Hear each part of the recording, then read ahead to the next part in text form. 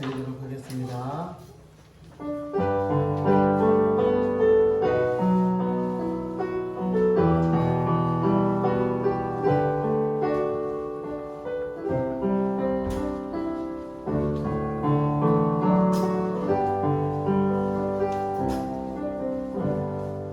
여호와는 내게 복을 주시고 너를 지키시기를 원하며 여호와는 그의 얼굴을 내게 비추사 은혜 베푸시기를 원하며 여호와는 그 얼굴을 내게로 향하일사 평강 주시기를 원하노라. 아멘. 사랑의 하나님 감사합니다. 오늘도 귀한 날 주께서 열어주시고 주님 전으로 발걸음 이끌어 주시니 감사합니다. 지금 어려운 시국에 예배드리기도 어려운 상황 속에서도 하나님 불러주시고 주님 믿음 주시고 예배 시간 주시니 감사합니다. 날마다 주님 영광 위에 한 걸음 한 걸음 달려나가는 행복한 우리 교회 되게 하여 주시옵소서. 하나님의 귀한 성도 되게 하여 주시옵소서. 오늘 드려지는 예배의 감격에 하나님 놀랍도록 영광 돌리는 시간 되게 하여 주시옵소서. 오늘 말씀 살아계신 예수님 이름으로 감사드리며 기도드립니다. 아멘. 처음 하는 거죠. 마음을 다하고 성품을 다하고 힘을 다하여 찬양합니다.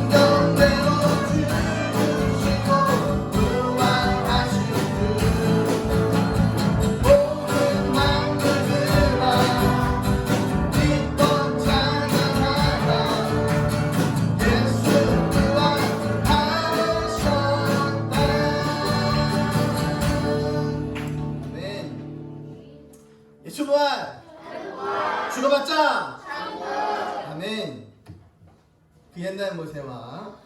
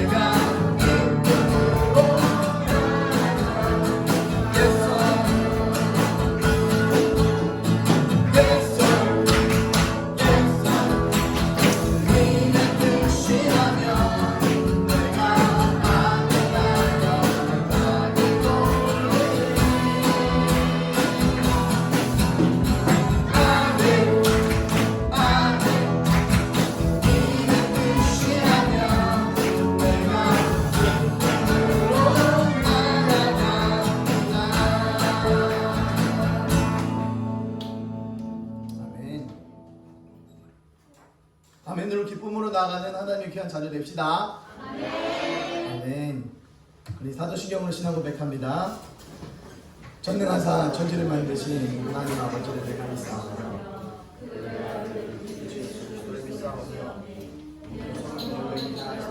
공중을 나에게 나시고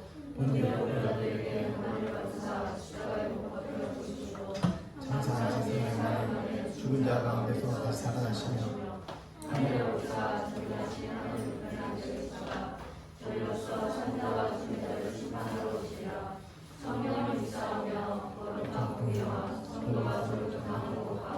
주의 사랑해 주시는 것과 몸이 다시 사는 것과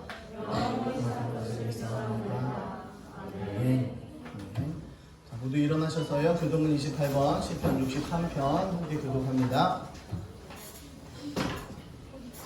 우리의 차렷. 하나님이여 주는 나의 하나님이시라. 내가 간절히 주를 찾되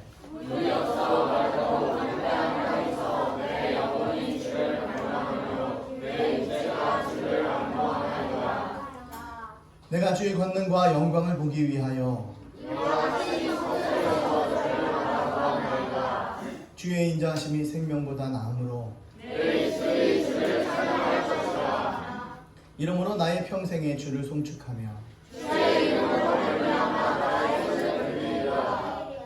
골수와 기름진 것을 먹음과 같이 나의 입이 기쁜 입술로 주를 찬송하되 내가 나의 침상에서 주를 기억하며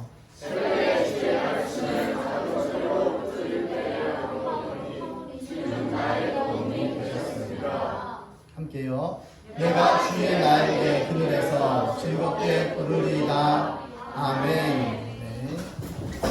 기도합니다.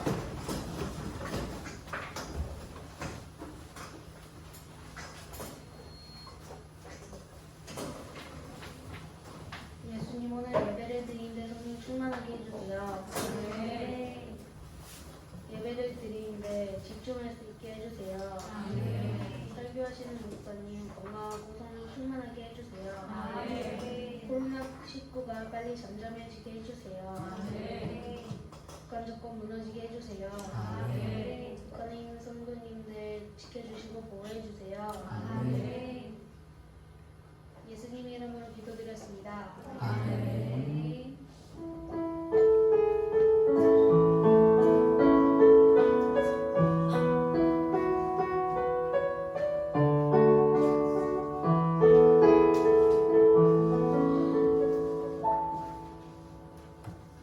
네, 오신 분 환영하고요. 맥주 감사 주일로 다음 주일에 지키도록 하겠습니다. 코로나 확산으로 2차 확산으로 교회가 계속해서 타깃이 되고 있습니다. 조심해야 될 것 같고요. 분리될 수 있도록 더 조심하게 생각합시다. 당분간 주일 오전 예배만 드리겠고요. 손소독 수시로 하고 마스크 잘 착용하시기 바랍니다. 지금 여러분들 자리에 이렇게 보면 점 하나 이렇게 노란 점 있죠. 그게 앉는 자리입니다. 그래 좀 앉아서 좀 거리를 두고 이렇게 예배를 드려야 하기 때문에 앉는 자리로 이렇게 점을 찍어 놨어요. 앞에는 안 해도 되고요. 여기는 개인 의자니까 장의자에서는 그 점 찍힌 자리에서 이렇게 한 칸 한 칸씩 이렇게 띄어서 이렇게 앉으시면 되겠습니다. 그리고 점심 식사가요. 이제 교회 내에서 식사 금지가 되더라고요. 교회 금지가 돼서 오늘은 식사가 교회에서 없습니다. 없고요. 저기 1차도 가서 드시기 바랍니다. 배고프신 분들 1차도 가서 오늘 드시면 됩니다. 알겠죠? 지난번과 같습니다. 가서 드시면 됩니다. 자, 건물 내부에서 방역하고 소독하고 계속 좀 닦아야 될 것 같아요. 뭐 뿌리고 닦고 이거를 계속 예배 후에도 계속 해야 되고 뭐 사람 왔다 갔다 다녀온 이후에는 계속해서 조금씩 뿌리고 닦고 계속 부분을 하고 있지만 한 번에 쭉 정리를 하면 좋겠습니다. 2시에 있습니다. 모두 일어나셔서요. 말씀 같습니다.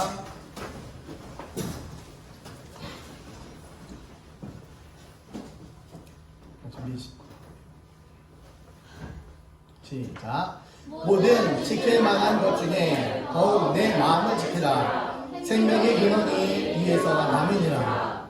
잠언 4장 23절 말씀. 아멘. 네, 앉으십시오. 오늘 마음을 지키라라는 제목으로 오늘 함께 또한 말씀 나누도록 하겠습니다. 마음을 지키라.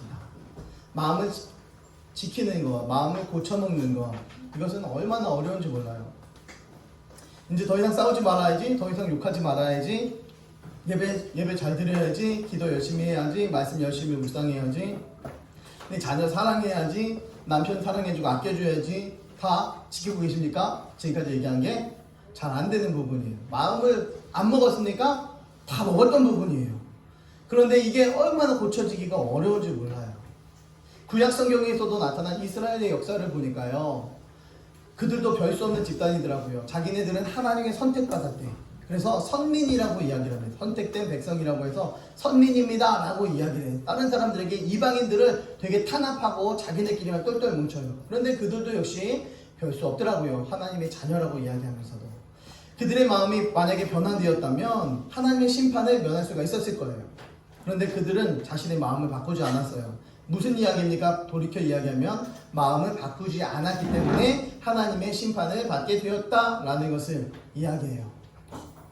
정확히 보면요, 그들에게 마음이 변한다는 것은 사실상 불가능한 일이었어요. 제가 볼 때는, 사람이 볼 때는. 그들의 마음은 어쩌다 한 번씩 드러나는 하나님을 경외함이 있었어요.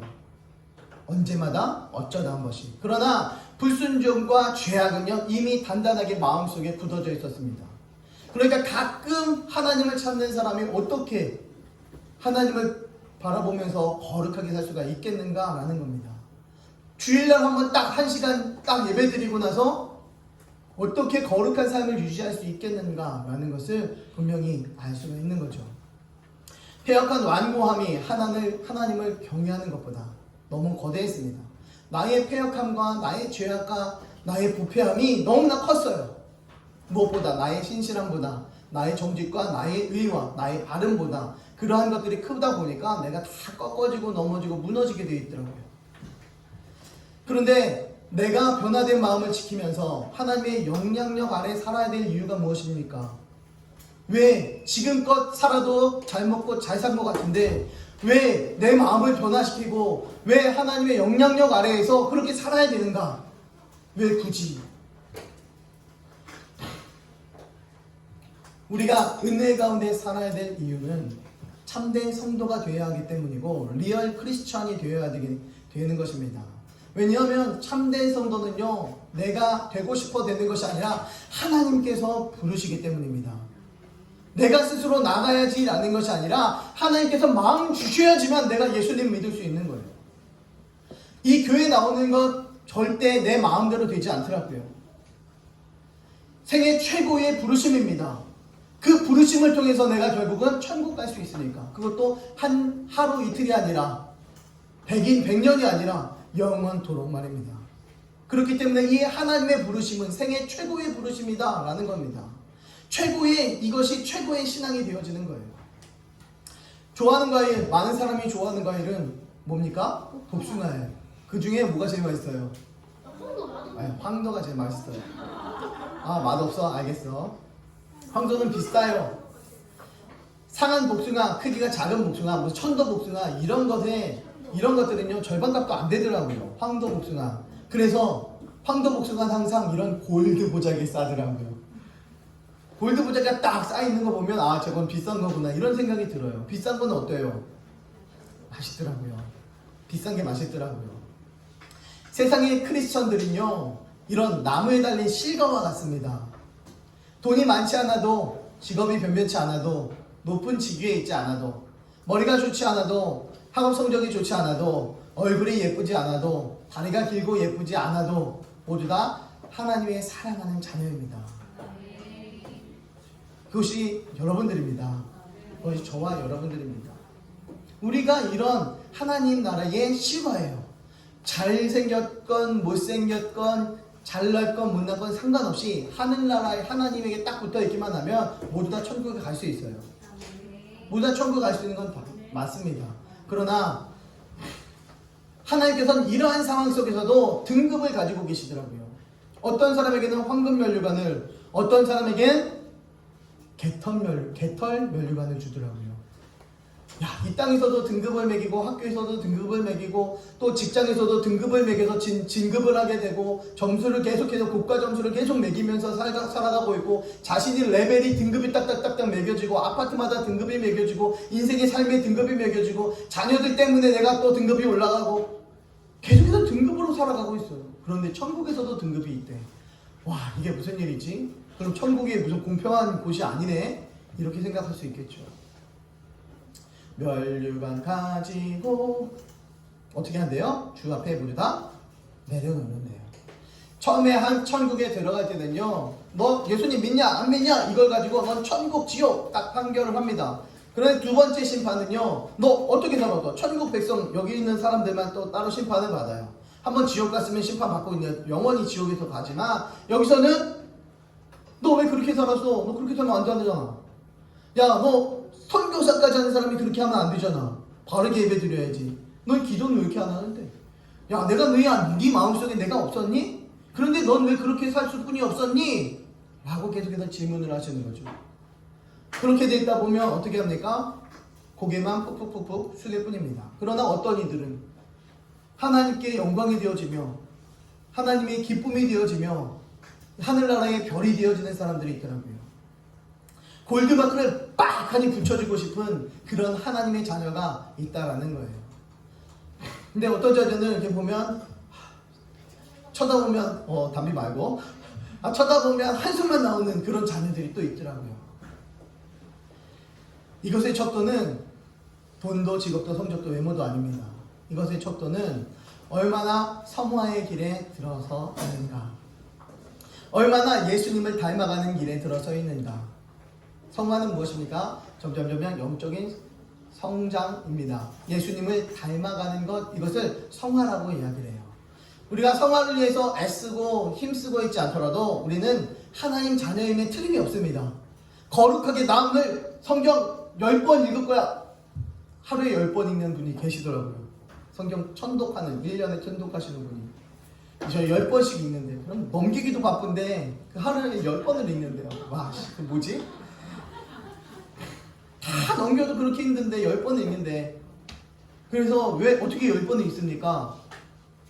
저는요, 그 장수만 펴기만 해도 그 장에 어떤 내용인지 다 알아서 그냥 넘겨도 뭔지 다 알아요. 펴기만 해도 뭔 얘기 다 알고 있어요. 다음 얘기도 다음 장에 뭐가 나오는지도 알아서 안 보고도 넘겨도 뭐가 나오는지 다 알고 있어요. 그래서 식독을 할 수 있는 거예요. 이렇게 이야기하더라고요. 어떤 이들은 성경 안에 들어있는 모든 내용들을 싸그리 싹싹 다 알고 있어요. 성도라고 해서 다 같은 성도가 아니다라는 것을 성경에서는 이야기합니다. 예수님 믿습니다 라고 이야기하지만 짐승같이 믿는 사람들이 있어요. 교회 나오고 있지만 제가 무슨 교회를 다녀. 그리고 많은 목사님들이 와, 우리 목사님 최고라고 이야기하는데 많은 사람들이 어떻게 됩니까? 나중에 천국 갔다 온 사람들 이야기 들어보니까 어떤 목사님 지옥에 가 있더라. 어떤 목사님 지옥에 가 있더라. 이런 얘기를 굉장히 많이 들었어요. 저는 천국과 지옥 갔다 왔다 이런 것이 별로 그렇게 신뢰하면서 100% 믿고 있진 않아요. 100%다 라고 이야기하지 않아요.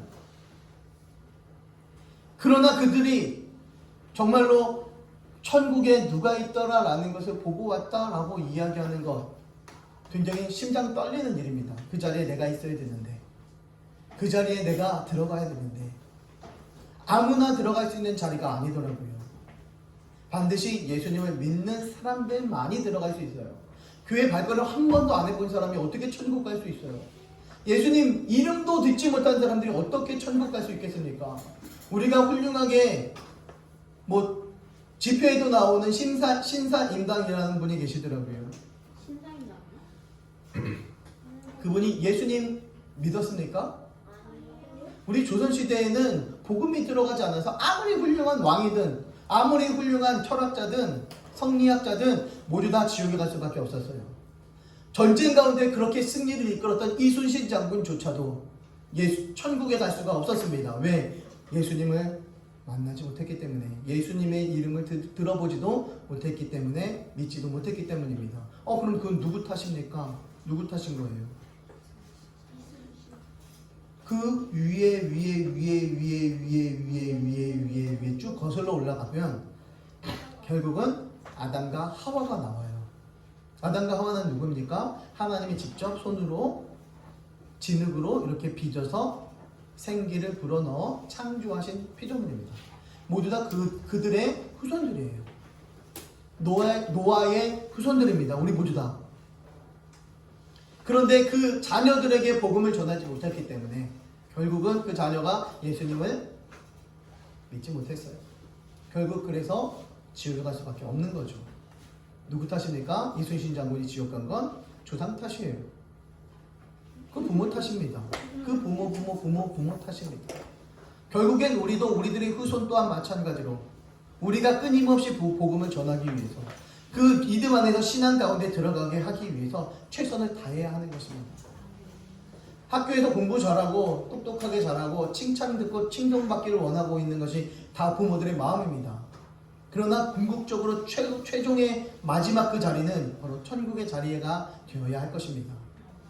이 땅에서는 한계가 있어요. 그 한계를 돌파하는 것이 바로 천국인 것입니다. 그래서 우리가 이 자리에 나와 앉아서 예수님을 믿는 거예요. 유일하게 우리를 구원하실 수 있는 분은 바로 예수 그리스도 한 분이시기 때문입니다. 예수님을 믿는다고 하나 짐승같이 믿고 개똥참외 같은 교인이 있습니다. 그 삶이 거룩하게 되어 골드마크를 팍 붙여주고 싶은 사람들도 있어요. 야, 진짜 예수님 믿더니 진짜 변했구나. 그전에는 진짜 개차반같이 살더니 지금은 확실하게 변했구나. 이제는 알겠다. 그런 사람들이 또 있어요. 이것은 성화의 차이가 빚어낸 결과입니다. 얼마나 한 걸음 주 앞에 예수님을 닮아가기 위해 애쓰고 노력했는가. 나는 어떤 열매입니까? 골드마크를 팍 붙여주면서 그렇게 축복받을 만한 사람인지, 하나님이 딱 바라보면서 째려보면서 그래 믿긴 했으니까 내가 들여보내줄게, 불편한 속내를 드러내는 그런 사람들이죠. 어떤 열매입니까? 귀한 열매십니까? 귀한 열매가 되기를 주님의 이름으로 축원합니다. 바다에는요 우리가 상상할 수 없을 만큼 큰 배가 떠다니고 있어요. 그냥 당당하게 쫙 흘러가고 있습니다. 이 배가 세계에서 제일 큰 배래요. 길이가 400m입니다. 폭이 61m예요. 축구장 4개의 넓이입니다. 축구장 4개를 세로로 쭉 붙여놓으면 이거예요. 축구장 기본 넓이가 100에서 110m거든요. 그럼 4개를 딱 붙여놓으면 맞아요. 그런데 놀라운 것은 이 안에 컨테이너가요 6.1m짜리가 23,756개가 들어간대요. 23,000. 그 6m 곱하기 23,000 이렇게 하면요 약 145km가 되더라고요. 서울에서 세종시까지 이렇게 쭉 이어지는 그런 컨테이너를 실을 수 있는 큰 배입니다. 우리가 상상도 할 수 없는 거죠. 그런데 놀랍게도 우리나라에서 메이드 인 코리아더라고요. 우리나라 조선업이 대단한 거죠. 이 145km를 딱 보니까요 길더라고요. 우리 취집사님 사무실과 우리 교회와 이렇게 거리를 딱 재보니까요 약 100km더라고요. 직선 거리로. 이렇게 가다 보면 약 159km죠. 그만큼의 거리, 조금 안 되겠지만 그만큼의 거리를 컨테이너를, 그 가벼운 것도 아니고 줄 실은 것도 아니고 컨테이너를 그만큼의 거리를 실었다는 것은 어마무시한 겁니다. 웬만한 파도는 전혀 아랑곳하지 않고 그냥 묵묵하게 쭉 진행합니다. 큰 영향을 받지도 않고 목표 지점을 향해서 전진해 가요. 파도도 바꾸지 못하는 항로를 어떻게 하면 바꿀 수 있는가? 파도도 그 거센 태풍도 바꾸지 못하는 항로를 어떻게 바꾸는가? 가판에서 줄을 걸고 사람들이 당기면 가능할까요? 사람들이 당기면 이 앞이 변할까요? 방향이? 사람들이 날아가죠. 네, 이미 답을 알고 있습니다. 우리는 바로 키를 움직이면 되는 거예요. 그냥 조그마한 키를 한 개를 움직이면, 큰 배라고 해서 큰 키가 있는 것이 아닙니다. 아주 자그마한 키가 있어요. 배를 운행하는 키를 움직이는 것입니다. 그 배를 내가 원하는 방향으로 움직이는 거죠. 우리 삶은 바다를 도도하게 항해하는 배와 같습니다. 우리들의 삶은 50년, 60년, 70년, 80년, 90년, 100년을 그냥 이 세상에서 쭉 진행해 나가는 것입니다. 많은 사람들이 외부적인 힘으로 나를 바꾸려고 해요. 너 이렇게 해야지. 너 이거 맞잖아. 너 이렇게 가야지. 너 이렇게 살아야 돼. 외부적인 힘으로 자꾸만 우리를 바꾸려고 합니다. 그러나 바꿔지지 않더라고요. 너 공부해. 공부합니까? 안 되더라고요. 외부적인 힘으로 공부가 안 돼요. 자기 스스로 진짜 열심히 해야 되겠다라고 마음 먹어야 그때부터 정말 최선을 다해야 서울대 가더라고요. 카이스트 가더라고요. 그런 아이들에게 한번 물어보니까요. 스스로 공부했더라고요. 시켜서 공부한 애들은 제대로 못 가요. 정말 어렵고 힘들게 진짜 죽을 상황을 맞이해야 가게 되더라고요. 부모도 힘들고 자녀도 힘들고. 그래서 서울대를 이렇게 간 부모님, 그 자녀들의 부모님들을 이렇게 보면 자녀들이 그렇게 고맙대요. 내가 제대로 가르치지도 않았는데, 내가 제대로 이렇게 터치하지도 않았는데 지가 스스로 열심히 저렇게 공부해줘서 너무 고맙다라는 이야기를 굉장히 많이 합니다. 그런데 우리 부모님들은 어떻습니까? 자녀를 향해서 고맙습니까? 저것들이 공부 더럽게 안 해가지고 걱정이고 근심이고 문제 좀 풀지 문제도 안 풀고 그런다고 생각이 우리는 굉장히 많이 들 때가 많죠. 우리의 삶은요, 우리들의 신앙적인 의지와 상관없이 그냥 커다란 힘으로 항진하는 배와 같아요. 우리들의 삶은 내가 가야지 라고 해서 가지는 게 아니더라고요. 가만히 있다 보니까 그냥 가더라고요. 커다란 배가 항진하는 것과 같아요. 은혜를 받아 삶을 바뀐 삶을 꿈꾸게 되었더라도 좀처럼 바뀌지 않는 자신을 봅니다. 은혜를 받았어. 그래서 나 이제 뭐 해야지 그러면서 계속 하고 있지만 자신의 상황과 환경과 여건은 제대로 바뀌지 않았어요. 그런 자신을 발견합니다. 왜 우리들의 삶을 고치기 힘든가 보니까요, 마음을 적절히 다루지 못한 채 먼저 삶을 먼저 고치려고 하기 때문이에요. 마음이 먼저 고쳐져야 되는데, 마음이 먼저 정리가 되어야 되는데, 삶을 먼저, 몸을 먼저 움직이려 하니까 그게 다시 제재를 받으라고요. 인간의 모든 행동은요, 마음에서부터 출발되어집니다. 마음에서 우러나오지 않는 행동은 우발적이고요, 일관성이 없어요. 바뀔 가능성이 굉장히 많이 있습니다. 마음에서 우러나오는 행동은요, 항상 그 성품과 일관성을 유지하고 있어요. 마음의 중심이 있기 때문에. 그렇기 때문에 마음을 지키는 것, 마음을 다스리는 것이 너무나 중요합니다. 마음을 적절히 다루지 않고 곧바로 삶을 고치고자 수십만 톤의 배를 항로를 바꾸기 위해서 뱃머리에 매달려서 줄을 당기는 것과 같습니다. 마음을 적절히 다루고 우리들의 인생을 바꿔야 되겠다. 우리들의 삶을, 우리들의 신앙을 바꿔가야 되겠다라는 그런 계획을 가져야 됩니다. 인간에게는요, 근데 그럴 능력이 없어요. 그래서 성경의 지혜로운 선조들은요, 내 삶을 고치기 전에요, 그 마음을 하나님의 은혜 가운데 거하게 합니다. 먼저 마음을 거하게 해요. 그래, 마음을 지키는 일이 먼저다라는 것을 가르쳤어요. 야, 너 마음을 지켜. 그렇게 성경에서 말씀하더라고요. 하나님의 은혜가 그 마음을 지배하는 일 없이 하나님을 기쁘시게 하며 산다는 것은 가능하지 않아요. 하나님의 은혜가 내 마음속에 가득해요. 그럼 난 바르게 살아요. 그런데 그 은혜가 없이 하나님을 기쁘시게 하며 살아간다? 가능하지 않아요. 내 마음대로 내 뜻대로 살거든요. 내가 주인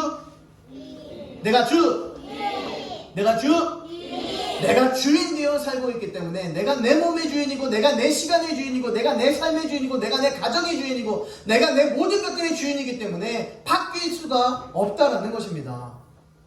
하나님을 기쁘시게 하는 삶, 바로 하나님의 은혜 가운데의 기쁨 가운데, 감사함 가운데 살아야, 그래, 참아주고 인내해주고 넉넉한 마음이 열려지게 되어져 있는 것입니다. 그런데 우리는 그렇게 살아낼 수가 없어요. 왜? 요만하니까. 삶을 바꾸려고 하고 발걸음을 바꾸려고 하는데 마음이 아직 안 정해졌어요. 마음이 아직 지켜지지가 않아요. 그렇기 때문에 우리들이 삶이 제각각이고 그때그때 임기응변입니다. 종교개혁자 칼빈은 이렇게 이야기합니다. 우리의 가장 큰 대적은 세상도 아니고 마귀도 아닙니다. 우리가 싸워야 할 가장 큰 대적은 바로 우리 자신입니다. 많이 듣던 이야기죠. 네 자신을 알라. 소크라테스는 이야기합니다. 그러면서 네 자신의 삶을 뒤돌아보고 네가 최선을 다해 네 바른 길을 가라라고 이야기하는 거죠. 너는 너와 싸우면서 이기면 모든 것들은 다 이길 수 있어 라는 그런 이야기를 하고 있는 거예요. 성도가 자신의 마음을 잘 지키지 않으면 우리가 들었던 신앙적인 지식들은 싸울 의지가 없는 군인에게 주는 병기와 같습니다. 한 번에 이해가 안 됐죠? 쭉 그냥 읽어서 우리가요 내 마음을 잘 지키지 않으면요 세상과 싸워 나갈 때에 내가 힘이 없다는 거예요. 싸울 의지가 없으니까 그냥 무너지게끔 되어져 있는 것입니다. 그냥 어디 누가 뭐 하자 그러면 그래 가자 가고, 누가 뭐 하자 그러면 그래 가자 그러면 가고, 누가 뭐 하자 그러면 죄 짓자 그러면 그래 가자 갑니다.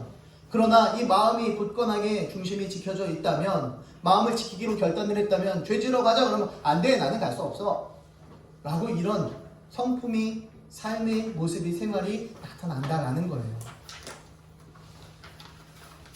맨주먹 붉은 피밖에 없어도 나라 사랑은 애국심 하나가 있다면 싸울 수 있습니다.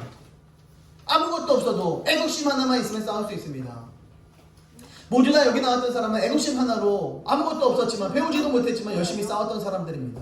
그쵸? 수많은 병기로 전 병력을 무장시켜 놓아도 애국심이 없다면, 하지만 전투는 할 수 없어요. 무엇 때문입니까? 병기 때문에, 무기 때문에 전쟁을 치를 수가 없습니까? 바로 애국심이었어요. 우리가 현실적으로 보았습니다. 하나님의 자녀가 되었다 할지라도 하나님의 은혜 안에서 사느냐 아니면 죄악 아래서 살아가느냐, 이것은 커다란 차이가 나는 것입니다. 같은 삶을 살고 같은 자리에서 예배를 드리고 있더라도 이 시간 은혜를 받는 사람이 있고 이 시간 은혜를 받지 못하는 사람이 있는 것입니다. 이 시간 하나님이 기쁘시게 받아주시는 예배가 있고 하나님께서 받아주시지 않는 예배가 있다는 거예요. 구원받은 하나님의 자녀임에도 불구하고, 모두 다 여기 구원받은 하나님의 자녀임에도 불구하고 입술로 고백을 합니다. 오호라, 나는 곤고한 사람이로다. 이 사망에서, 사망의 몸에서 누가 나를 건져내랴. 탄식할 수 있습니다. 어떤 사람은. 그러나 아직 자기 안에 범죄의 가능성과 죄악의 가능성과 부패를 가지고 있음에도 불구하고, 이제는 내가 산 것이 아니요 내 안에 그리스도께서 사신 것이라. 내가 산 것이 아니라 내 안에 그리스도께서 사신 것이라. 이제 내가 육체 가운데 사는 것은 나를 사랑하사 나를 위하여 자기 몸을 버리신, 나를 사랑하사 자기 몸을 버리신 하나님의 아들을 믿는 믿음 안에서 사는 것이라. 나를 위해서 자기 몸을 버리신 그 하나님의 아들을 믿는 믿음 안에서 살아가는 것이다. 이런 삶의 고백을 하는 것입니다. 같은 환경이어도 어떤 믿음과 어떠한 마음을 지키느냐에 따라 어떠한 고백이 나오느냐 다르다라는 거예요. 우리가 신앙생활을 하면서 자아가 뒤집어지는 것 같은 충격적인 영적인 변화를 많이 경험하셨을 겁니다. 열심히 눈물 흘려 어느 날 찬양을 하는데 눈물이 주르륵 나와요. 너무 감격적이에요. 어느 날 기도를 하는데 한 10분 한 줄 알았더니 한 3시간 지나가 있어요. 기도를 하는데 방방방방 뛰고 있어요. 너 왜 이렇게 오늘 열심히 기도해서? 몰라, 나도 모르게 그렇게 뜨겁게 기도가 나오네.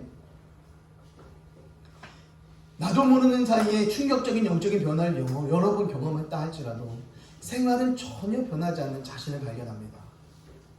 수련회 갔다 오면요, 애들이요 2손 들고 찬양합니다. 그 다음 주에는요, 수련회 갔다 온 그 주에, 그러면요 항상 주일 끼잖아요. 목, 금, 토 갔다가 주일날 예배 드려요. 그럼 주일 예배도 손 들고 찬양하고 있어요.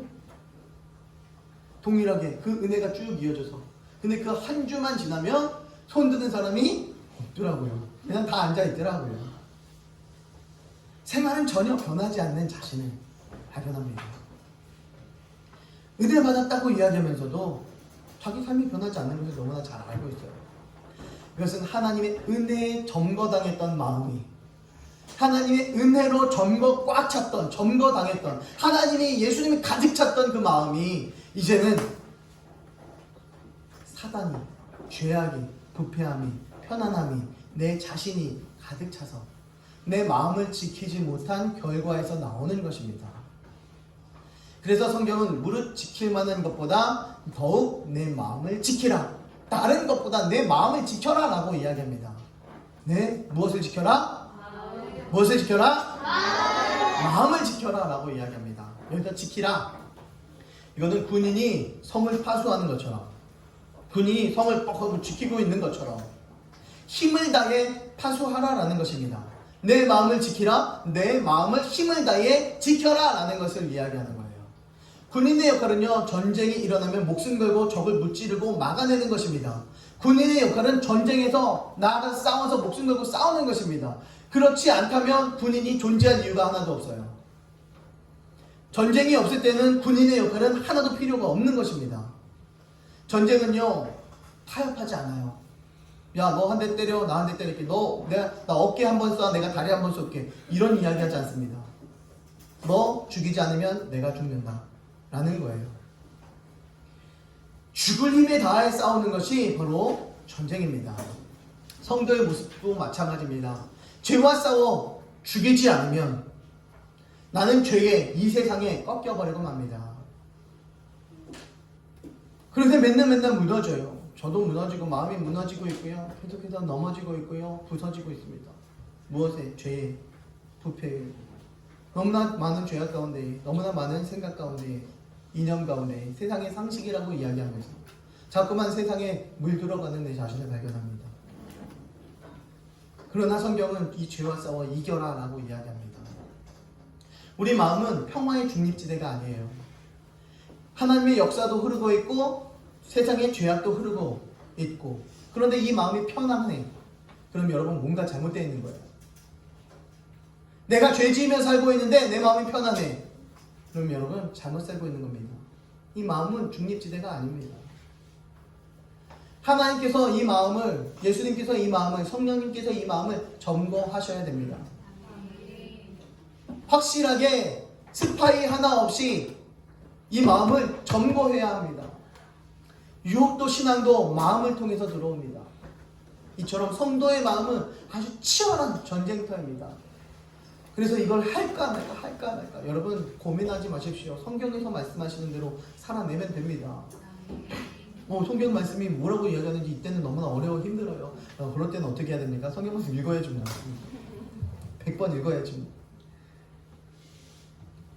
이 전쟁에서 승리할 수 있도록 마음을 지키는 것이 성도의 본분입니다. 이 마음을 지키는 것이 군인들이 성을 지키는 것보다 굉장히 힘들어요. 마음을 지키는 게, 군인은 성을 딱 지키는데 이 성 안에는 누가만 있어요? 우리 편만 있어요. 아군만 있어요. 그런데 이 마음을 지키려고 하는데 아군만 있는 게 아니라 적군도 있네요. 죄악도 있네요. 부패도 있네요. 썩어지는 것도 있네요. 내 이기심도 있네요. 자아가 있네요. 그러니까 내 마음 지키기가 너무 어렵네요. 차라리 성을 지키는 게 편하죠. 내 마음 지키기가 너무 어렵다는 거예요. 내 마음을 지키는 일은 밖의 대적과 생각하지 못했던 내 내부의 적과 동시에 맞서 싸워야 하는 일이다라는 거예요. 좀 더 경건한 그리스도인이 될 수 있도록, 좀 더 신앙이 커져갈 수 있도록 그렇게 노력해야 되는데, 그런 상황에 도래하면, 그런 상황이 나타나면 항상 마귀는 우리를 공격해 옵니다. 항상 우리가 어려운 가운데, 지경 가운데 처해 있더라고요. 어떻게 보면 그게 공식 같아요. 내가 나 이렇게 잘 돼도 되나 싶을 정도로 너무 행복하고 너무 기뻐. 그럴 때일수록 점점 하나님이 내 마음을 점거할 수 있도록 계속해서 끊임없이 하나님의 은혜를 구하며 살아가야 하는 것입니다. 유혹을 말씀과 기도의 은혜로 계속해서 죽여가야 하는 것입니다. 언제까지요? 언제까지? 아멘. 죽을 때까지. 아니면 예수님 이 땅에 오실 때까지. 제 생각은 그래요. 예수님 오실 때 곧 됐다고 이야기해요. 많은 사람들이. 그렇다면 제가 볼 때는 다미선교회가 맞아요. 있는 재산 모두 다 팔고 대출 다 받아갖고 복음 전하는데 최선 다해야죠. 하나님 영광 올리는데 최선 다해야죠. 그죠? 근데 예수님 오셨다고 말로는 이야기하는데 계속해서 빚 갚고 있고, 계속해서 저금하고 있고, 계속해서 생명보험 집어넣고 있고, 계속해서 집어넣고 있어. 오실 때 다 됐다며요. 그러면 행동하고 말하고 마음하고 뜻하고 다르잖아. 그렇다면 사람이 어떻게 해서는 빚을 내고 어떻게 해서는 뭘 해서 하나님 복음 나라 하나님 영광에 달려가야죠. 근데 안 하잖아요. 입술로만 오실 때 됐다고 이야기하면 뭐합니까? 행위가 변하지 않는데, 행위가 변하지 않는 그런 신앙, 행동이 변하지 않는 믿음, 그것은 잘못된 것입니다. 이 땅에 뭐 어려움이 도래할 것이고 힘든 일이 도래할 것이다. 그거는 어느 시대에나 마찬가지고 앞으로도 마찬가지일 것입니다. 죄악이 지금은 마지막 때와 같다. 성경의 그 소돔과 고모라의 시대와 같다. 모든 시대들마다 다 그랬어요. 안 그런 시대가 없었어요. 왜? 사람이 살아가는 모든 시대는 자기가 주인으로 살아갔거든요. 예수님은 나의 주인으로 모시며 살지 않고 내가 주인 되어 살아왔거든요. 그런데 사람들은 곧 오실 거야. 그런 희망 회로라고 하나요? 요즘 희망 회로를 계속 머릿속에 돌리고 있어. 아, 곧 오실 거야. 곧 오실 거면 믿음으로 최선을 다해 전진에 달려가야죠. 곧 오실 거라고 믿는다면 믿음대로 살아가야죠. 종말 신앙을 가지고 살아가야죠. 그런데 왜 그렇지 못합니까? 왜 다른 것에 투자를 하고, 왜 부유하기를 애쓰고 있고, 왜 그렇게 삽니까? 왜 10년 계획을 세우고, 왜 5년 계획을 세워갑니까? 예수님 곧 오실 건데. 내일이는 난 몰라요.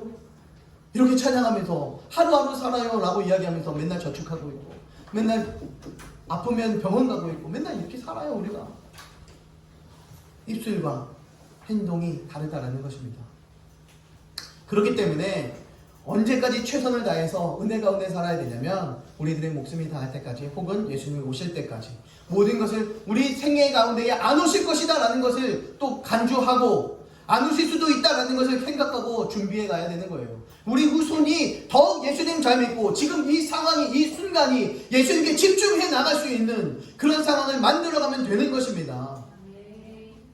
힘들어 죽을 것 같은 마음을 하나님은요, 성도가 생명을 걸고 가치가 있는 순결한 마음으로 고쳐주십니다. 지금 너무 힘들고 너무 괴로운 이 마음을 하나님께 집중하고 하나님의 위로를 받게 된다면 이제는 순결하고 행복하고 기쁜 마음으로 변화가 된다는 거예요. 사람은 위로해 주는 게 한계가 있어요. 한계가 있어요. 그러나 하나님은 그 위로하심이 한계가 없고 끝이 없습니다. 내가 지금 죄가 많고 불순종과 불경한 욕망으로 더러운 쓰레기와 같은 마음이 되어졌더라도 우리를 거룩하게 하시려는 하나님의 열심은 끝나지 않습니다. 내가 타락하고 내가 부족하고 내가 쓰러지고 넘어지고 있어도 하나님께서는 나를 세우시기에 최선을 다하고 계신다는 것입니다. 왜? 나를 사랑하고 계시기 때문입니다. 지금도 하나님의 성경 말씀을 통해 우리들의 마음을 지켜라, 마음을 돌이키라 계속해서 말씀합니다. 신명기 4장 9절 말씀에 하나님의 규례와 법도를 지켜라 라고 이야기하면서 너는 그 스스로 삼가하고 내 마음을 지켜, 내 마음을 힘써 지켜라 라고 이야기합니다. 내 마음을 힘써 지키라는 것은 하나님의 규례와 법도를 지키는 데 힘쓰고 애써라 라는 거예요. 생존하는 날 동안에. 언제요? 생존하는 날 동안에 내 마음에서 떠나지 않도록 조심하라 라고 그렇게 말씀하고 있는 겁니다. 언제까지요? 우리가 생존하는 그 날 때까지 내 마음을 끊임없이 지켜라, 내 규례를 지켜라 라고 말씀합니다. 나의 법을 마음으로 지켜라 라고 잠언 3장 1절에서 말씀합니다. 내 말을 내 마음에 두라고 이야기합니다. 그리하면 어떻게 된대요? 살아난대요. 하나님의 말씀을 마음에 두면 살아난다 라고 그렇게 말씀하고 있습니다. 솔로몬이 성전이 완공이 되었어요. 열왕기상 9장에 보면 솔로몬이 드디어 솔로몬 성전을 완공합니다. 누가 준비했어요? 아버지 다윗이요. 아버지 다윗은 피를 너무 많이 흘려서 야, 너는 성전을 지을 수가 없어, 나의 성전을 지을 수가 없어 하나님께서 말씀하셨고 솔로몬이 완성을 드디어 했습니다. 솔로몬이 여호와의 성전과 왕궁 건축하기를 마치며 그럴 때 하나님께서는 솔로몬에게 다시 한번 나타나십니다. 내가 네게 명령한 대로 온갖 일에 순종하여 내 법도와 율례를 지키며, 하나님께서는 다시 한번 말씀합니다. 내가 네게 명령한 대로 법도와 율례를 지키면 왕위를 영원히 견고하게 해줄게 라고 약속한 대로 왕위를 견고하게 해줄게 라고 말씀합니다. 하나님의 말씀을 그대로 명령을 그대로 순종하며 지키면 네가 바라고 네가 원하는 것 그대로 견고하게 해줄게 라고 약속해 주신 겁니다.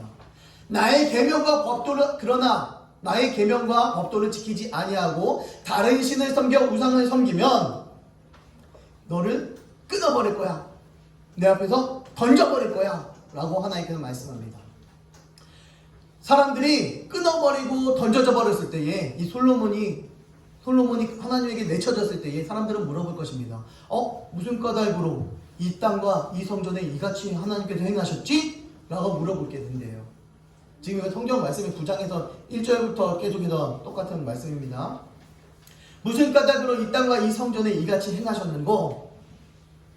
그때 이런 이야기를 듣는데요. 여호와를 버리고 다른 신을 따라가서 여호와께서 이 모든 재앙을 그들에게 내리심이니라. 여호와를 버리고 따라가면 여호와 하나님께서 그러한 재앙을 내리시겠다라고 말씀하는 거예요. 그러니 반대로 이야기하면 여호와를 따라가면 재앙이 아니라 축복을 받는다라는 것을 이야기합니다. 그 자리를 견고히 지킬 것이고 우리가 상상할 수 없는 곳으로 올라갈 것이다 라는 것을 성경에서는 정확하게 말씀하고 있는 거예요. 때때로 포기하고 싶은 마음이 들어요. 삶을 포기하고 싶은 마음도 있을 거예요. 잘 될 것 같은데 안 되는 것도 경험합니다. 몇 번을 해도 안 되는 것들이 있어요. 나는 안 되는구나. 포기하자 생각을 하게 됩니다. 특히 신앙이 그렇습니다. 잘해보자고 몇 번이나 결심하고 곧 무너집니다. 일상으로 그냥 돌아와 있어요. 자녀에게 잘해야지, 소리 지르지 말아야지, 웃는 얼굴 보여줘야지, 잘하는 모범적인 것을 보여줘야지. 그러나 곧 내 자신도 포기한 거룩한 마음, 그 마음을 하나님께서 하시고 그래도 다시 한번 일어나보자. 다시 한번 할 수 있어. 마음 먹어보자. 하나님께서는 이 마음을 위로하시고 어루만져서 우리가 다시금 일어나 결단을 해나가면서 전진해 나갈 수 있는 것입니다. 하나님은 나를 사랑하시고 축복해 주시기를 원하기 때문입니다. 내가 너희를 사랑한 것 같이 하나님께서 우리를 사랑하신대요. 예수님께서 우리를 사랑하신대요. 요한일서 4장 10절 말씀이에요. 하나님이 우리를 사랑하신대요. 우리가 하나님을 사랑한 것이 아니라 하나님이 우리를 사랑하셔서 그 아들을 이 땅에 보내주신 거예요. 누구를 사랑하셔서? 바로 여러분들을 사랑하셔서. 그리스도인을 나무라고 본다면 성화는 그 나무의 성장과 같습니다. 성화는 계속해서 자라나는 것입니다.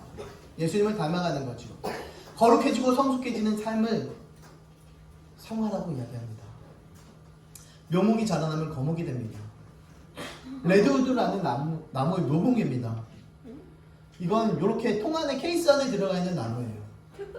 그런데 성장하면 이 주변에는 이 나무 하나만 우뚝 솟아 있습니다.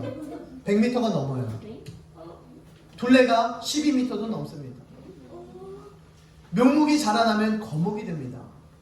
지금은 비록 어린아이 같은 신앙이라도 성화의 과정을 통해 자라나기만, 성장하기만 한다면 영적 거인이 되어질 수 있습니다. 그러나 나무가 적절하게 자라지 못하고 세월이 흐르면 이렇게 분재가 돼요. 이게 100년 넘었대요. 이거 300년이 넘은 것입니다. 여기서 잘 안 보이죠? 수령 300년 이렇게 써 있습니다. 300년이 되었는데 자라지 않아요. 성도가 영적 성장이 그치고 병적인 유아 상태로 들어가게 되면 하나님이 걱정하는 그리스도인이 되고 맙니다. 나무 전문가에게 큰 나무를 가르치면서 저거 몇 년 된 거예요? 이렇게 묻는다면 그 사람은 나도 모른다고 이야기한대요.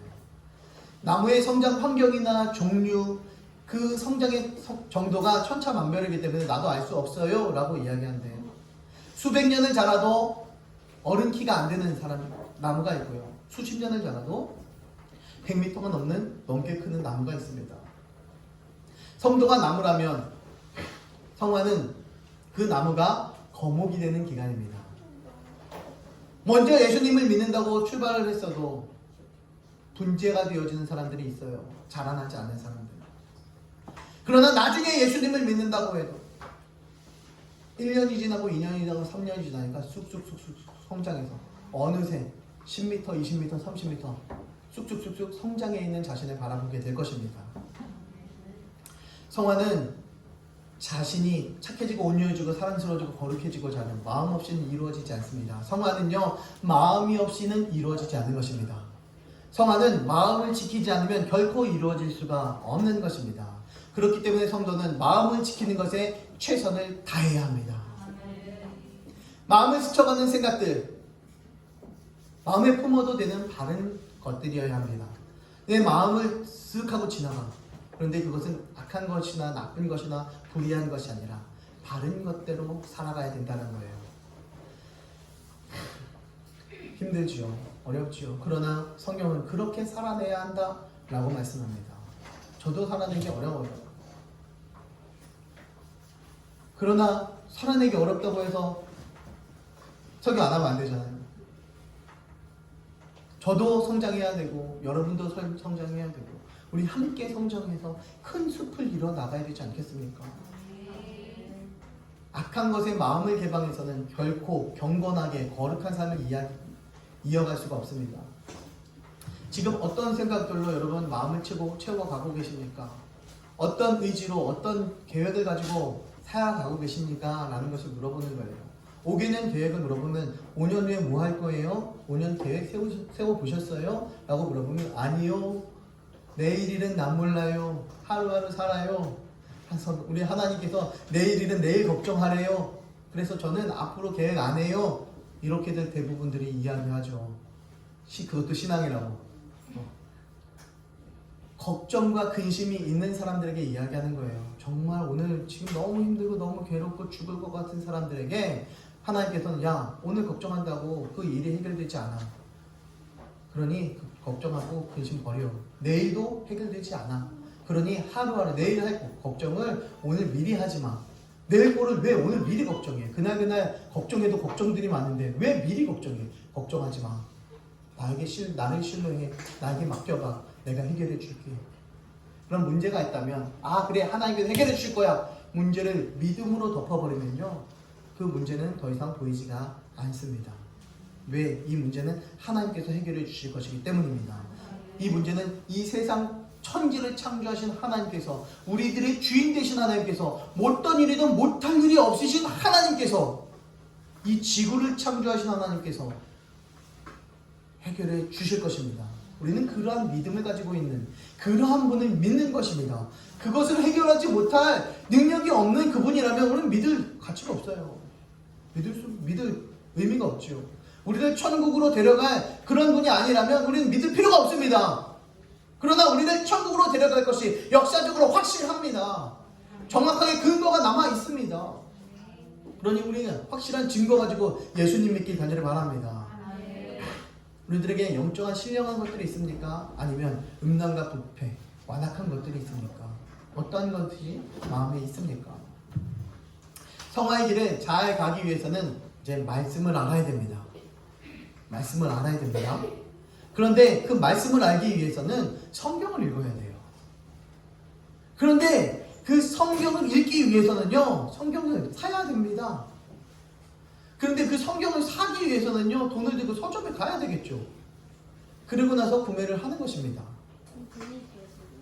그런데 아니면 우목사에게 돈을 주면서 한 권 사달라고 하든지, 아니면 성경 잘 읽을 테니 한 권만 사주세요, 이렇게 이야기를 하든지, 그래야 성경도 읽는 거 아니겠습니까? 있어야 있죠. 지금 우리 교회 나오는데 계속 우리 행복한 우리에게 오는데 성경책 지금 필요 없잖아요. 맨날 제가 이거 친절하게 이거 다 쳐주고 있으니까, 오늘 필요한 말씀은 다 쳐주고 있으니까, 오늘 필요한 말씀뿐만 아니라 내가 집에서도 묵상하고 내가 집에서도 계속 말씀 읽고 내가 어느 곳에 있든지 말씀을 묵상하는, 그러기 위해서는 성경책이 반드시 필요합니다. 제가 이게 띄워주는 말씀은 오늘의 말씀이지만 그렇지 않고 자기에게 정말로 하나님께서 개인적으로 주시기 위해서 펼치게 하시는 말씀이 있어요. 깨닫게 하시기 위해서 펼치는 말씀이 있습니다. 우리는 그것들을 발견해야 돼요. 그것들을 잘 캐치해야 합니다. 이제는 하나님의 규례를 잘 따르고 악한 것에 마음을 내주지 말고 자신의 마음을 잘 다스리고 영적으로 바르게 서 있는 행복한 우리에게 성도님들 되길 주님의 이름으로 축원합니다. 두 번째, 마음을 지키기 위한 실천. 악한 것에 마음을 내주지 않는 성도, 자신의 마음을 잘 다스리는 성도, 영적으로 바르게 서 있는 성도, 가정에서, 교회에서, 직장에서, 학교에서 일주일 동안 잘 실천해서 돌아옵시다. 기도합니다.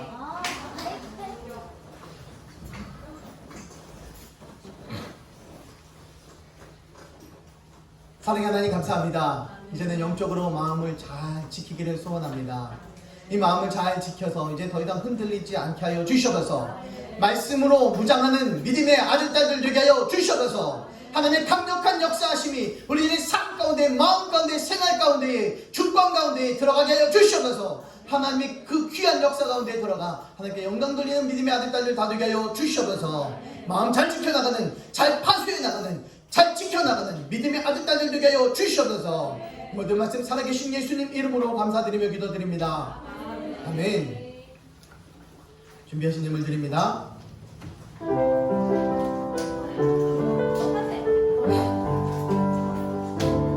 우리는 예수님의 보혈 피로써 성령 안에 하나 된 하늘의 가족, 우리가 복음으로 말미암아 영원토록 하나의 영광 함께 부상하게 되고 함께 지체가 되고 함께 약속의 장애함 우리들은 함께 가족 함께 아픔과 기쁨 함께 복음을 위하여 함께 생명을 나누는 우리들은 함께 가족. 기도합니다.